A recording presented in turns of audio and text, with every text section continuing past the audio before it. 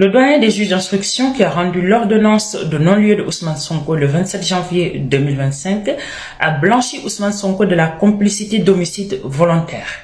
Depuis que j'ai lu cette ordonnance de non-lieu, il y a quelque chose qui me taraude l'esprit. Et j'ai l'impression que les juristes au Sénégal n'ont pas lu l'ordonnance de non-lieu et n'ont pas compris la gravité de cette ordonnance de non-lieu.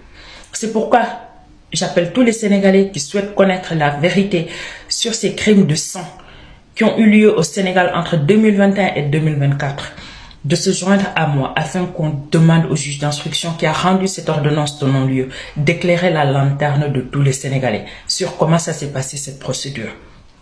Monsieur le juge d'instruction, vous avez rendu une ordonnance de non-lieu où vous avez visé explicitement la complicité d'homicide volontaire. Et vous avez dit que ce crime était couvert par la loi d'amnistie. Par conséquent, l'action publique est éteinte, donc on ne peut plus poursuivre Ousmane Sonko pour cette complicité d'homicide volontaire. Monsieur le juge d'instruction, quand vous avez rendu cette ordonnance, vous saviez en âme et conscience que les crimes de sang n'étaient pas couverts par la loi d'amnistie. D'ailleurs, le Conseil constitutionnel l'a rappelé que conformément aux conventions signées, les crimes de sang entre 2021 et 2024 ne peuvent pas être couverts par la loi d'amnistie. Alors, pourquoi vous avez dit que la loi d'amnistie couvrait ce crime de sang? Pour ceux qui ne savent pas c'est quoi l'homicide volontaire, c'est le fait de donner la mort de manière volontaire à quelqu'un. C'est un meurtre, donc c'est un crime de sang. Un crime de sang qui n'est pas couvert par la loi d'amnistie. Un crime de sang que le Conseil constitutionnel a dit que c'était pas couvert par la loi d'amnistie, c'est impossible. Personne ne pouvait être poursuivi. La complicité que le juge d'instruction a visée, pour ceux qui ne comprennent pas c'est quoi la complicité, c'est une personne qui n'a pas commis directement l'infraction, mais qui a aidé ou provoqué à ce que l'auteur principal puisse commettre l'infraction, soit par aide, par assistance, par fourniture de moyens ou en ayant donné des ordres. On a tous vu ce que Ousmane Sonko a fait entre 2021 et 2024. L'aveu est la mère des preuves en matière pénale. Alors, monsieur le juge d'instruction, qui vous a saisi? Quand vous êtes saisi, comment ça s'est passé cette procédure qui a conduit à rendre cette ordonnance de non-lieu? Est-ce que vous avez instruit à charge et à décharge? Et lorsque vous avez instruit à charge et à décharge, sachant que la matérialité de l'infraction ne se pose plus, pour l'élément moral de l'infraction, où on a deux choses, la culpabilité et l'imputabilité, vous vous êtes rendu compte que la culpabilité faisait défaut, c'est-à-dire que la faute n'existait pas. Vous nous dites que les crimes de sang n'existent pas. Et par conséquent, vous ne pouvez pas poursuivre Ousmane Sonko pour complicité d'homicide volontaire, parce qu'on sait que ces crimes ne sont pas couverts par la loi d'amnistie. Ou vous avez instruit à charge et à décharge, et lors de la culpabilité, vous vous êtes rendu compte que les crimes de sang existaient vraiment, mais pour l'imputabilité de l'infraction, il y avait un défaut. C'est-à-dire, vous n'avez pas pu trouver qui est l'auteur ou les co-auteurs, ou bien il y a plusieurs personnes qui ont commis ces crimes de sang, mais vous n'avez pas pu trouver ces personnes. Et sachant qu'en matière pénale, si l'auteur principal n'est pas punissable, vous ne pouvez pas punir le complice, vous avez blanchi Ousmane Sonko. Comment ça s'est passé?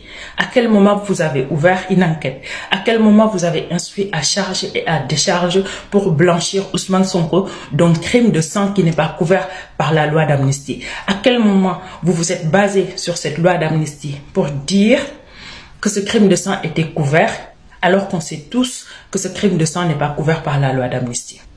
Aujourd'hui, les gens de PASTEF ont porté une loi interprétative pour faire croire aux Sénégalais qu'ils souhaitaient qu'on puisse poursuivre tous les auteurs de ces crimes de sang.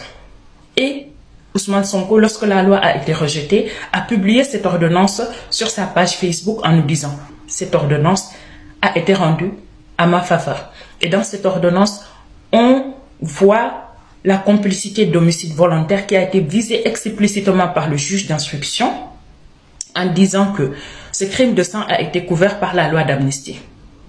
Ces mêmes personnes qui nous ont fait croire que la loi d'amnistie ne couvrait pas les crimes de sang ont bénéficié d'une ordonnance de non-lieu qui a visé explicitement un crime de sang.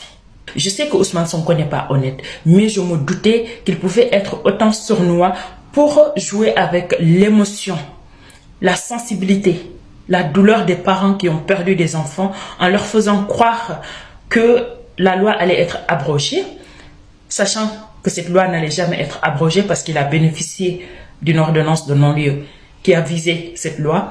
Mais le pire, c'est qu'il a fait croire à ses parents que les crimes de sang allaient être poursuivis parce que ce n'est pas couvert par la loi d'amnistie. Et d'un autre côté, on voit une ordonnance qu'il a blanchie et dans cette ordonnance, on voit un crime de sang qui est visé de manière explicite. Alors, monsieur le juge d'instruction, sortez et dites-nous, qu'est-ce qui s'est passé? Nous voulons connaître la vérité. Nous voulons savoir à quel moment l'enquête s'est produite, l'instruction, et sur quoi vous vous êtes basé pour dire que la complicité d'homicide volontaire, l'action publique est éteinte, sachant que la loi d'amnistie n'a pas couvert ce fait. Monsieur le doyen des juges d'instruction, encore une fois, il faut sortir et nous dire ce qui s'est passé. Parce que ça, c'est un crime de sang et ce n'est pas couvert par la loi d'amnistie. Si vous avez procédé à une enquête, vous savez qui est l'auteur ou bien les co-auteurs. Dites-nous. Si vous ne savez pas aussi, dites-nous. Nous voulons savoir la vérité.